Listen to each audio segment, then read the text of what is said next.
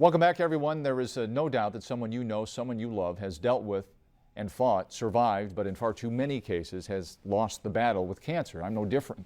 7 years ago this summer, colon cancer took my mother. She was 66 years old. Diagnosed 3.5 years earlier. She had numerous surgeries, chemotherapy, radiation, and other treatment. But in the end, it was not enough.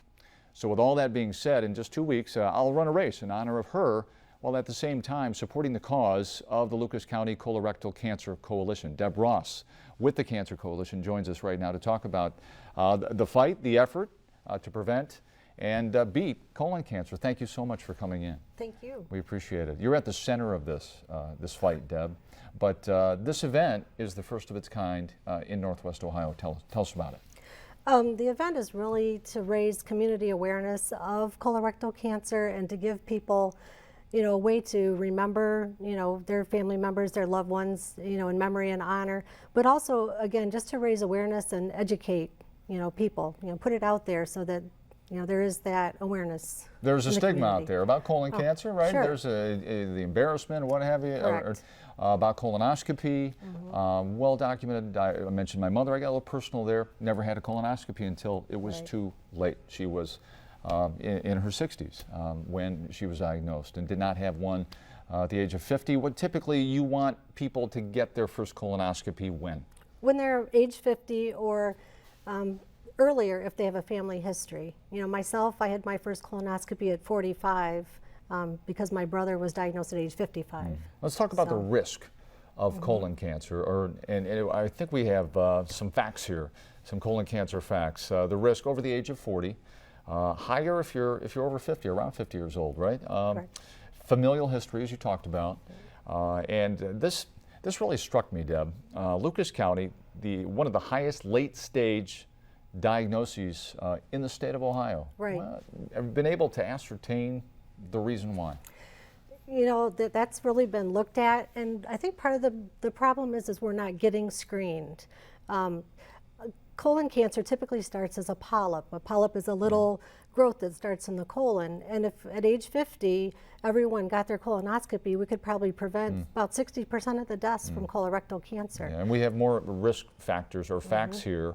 This surprised me, the second leading cause of cancer death. Correct, only behind lung cancer. Up to 10 years to develop, present with no symptoms, and that's the troubling aspect of it. So there's nothing that bothers you.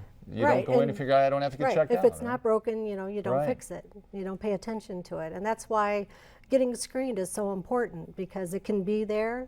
If you have your colonoscopy, they can take that polyp out. They just prevented that from forming a colon cancer. Colonoscopy is not cheap. It's an outpatient procedure, but $5,000? If you had to pay for one out of pocket, that's probably a good estimate of what after you paid all your bills. What about folks who have high deductibles and feel they have to put that off? And you never want to put off colonoscopy, but I know the Cancer Coalition is here to help. Right. You can go to the coalition website, which is www.toledocolonhealth.org.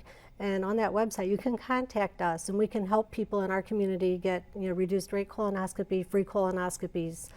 So there shouldn't be any barriers, because we can help people with that. Do you feel that it's difficult to get the word out that the Komen Foundation has become so big, and there's so much attention on breast cancer, as there should be, but it's difficult.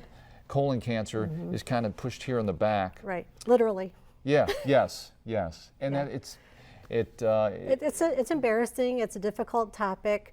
Your family doctor is more likely to remind you to get a mammogram than a colonoscopy, and that's a big place to start. If all the family physicians made that just part of their routine when they had someone turning 50, and a lot of them do talk to their patients, but it's the patient that's that doesn't want to have that done. So it's just diligence. Well, I've had one. I urge everybody at this age, and if you have a family history, it really is not terribly invasive. No, it's not. What you would think. Right. It is the prep that people are a little skittish on, right? Right. Well, the bowel has to be clean to do the test, so of course you have to take a laxative solution of some sort to clean that out. But there are so many different preps now. There are some that are just pills, there are some that are small amounts of liquid, some that are larger amounts of liquid, and just, people should just talk to their doctor, say, I need to have the test done. What can you do to, help me, with this prep, or give me a prep that might be more agreeable with me. I mean, it's not going to be pleasant, but it's a necessity. And maybe it is a little, I said non-invasive. Okay, it's a little invasive, but it's not painful. I can tell you it's not painful. Okay, so in gathering people together, I noticed that there are hundreds of people who are on this website raising money in advance of this race, which is June 2nd. Tell us about your idea. It's called, and this is appropriate, Get Your Rear in Gear, right? That's and let's take a look at the facts of this race here and run this down if you would, Deb. Yeah, well, on June 2nd, it's going to be out at the Shops at Fallen Timbers, which is out in Maumee. The race starts at 9 o'clock. Then there's a family fun walk to follow.